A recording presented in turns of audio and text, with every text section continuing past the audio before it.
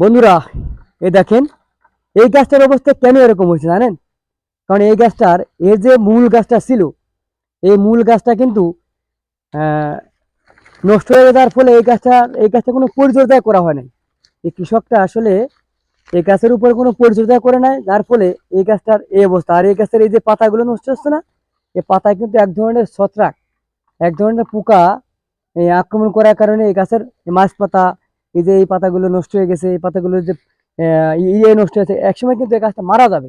তো দর্শক, আমাদের যে কোনো জিনিস, যে কোনো সবজি চাষ করার আগে বা কলা হোক আর যে সবজি হোক, চাষ করতে গেলে অবশ্যই আমাদের সেই সম্পর্কে জানতে হবে, জেনে শুনে কাজ করতে হবে। এটা কিন্তু আমাদের যদি এটা করতে যায়, তাহলে অবশ্যই আমাদের এই ছত্রাক সম্পর্কে জানতে হবে, ছত্রাক সম্পর্কে জেনে এতে কিন্তু কীটনাশক স্প্রে করতে হবে। অবশ্যই স্প্রে না করলে কিন্তু এই কলা গাছটা মারা যাবে।